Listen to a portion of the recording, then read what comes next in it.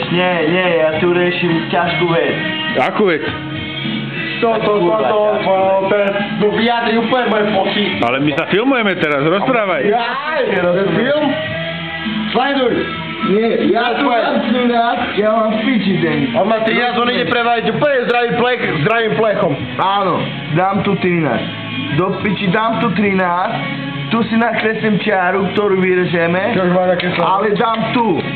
Rozumieš? Mne tu stačí po trojku, dám centimeter tam a centimeter hore, dám 4,5. Nie pol centimetra hore, dám 4,5. Mám tu po trojku, sme si rátali. Dám centimeter dozadu. Ako tu hovoríš, Pavel? A jak chceš urobiť vás? Tu našťastie máme úplne zdravý plechčanku. Áno. Boh doživčil. Bez palcu tu hovoríš, lebo palc tam nenavaríš. Palcu nevobceš. Ja, by som pol centimetrový tam nenarval. Ja mal, ty ho tam nenaváriš, kdeže ho tam nenarveš, ty ho tam nenaváriš, lebo tu nemáš jak tam sa dostať pištolou. By si musel toto tu odrezávať tak. Aby si tam mohol vovariť ten palc, ktorý by si vovaril na zdravý plech. A zdravý plech odrezať kvôli tomu, aby som zdravý plech dal na zdravý plech je o ničom.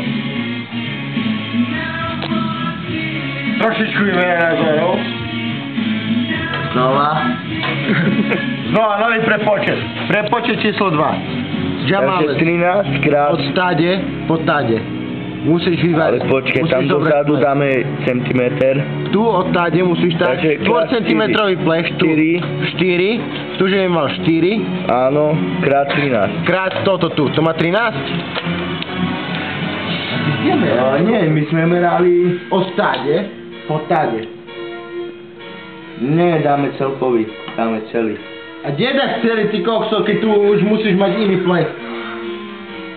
No jak do piči, tak sme rátali jak? Sme rátali od tade po tade, od tade po tade a od tade po tade. Chlapci, dosi daj jednu čerešňu. Ja! Lebo ja už to nemám nervy s tým. Ej, do piči, ty so mnou nemáš nervy. Poď, dobre. Píšeš. Ty 4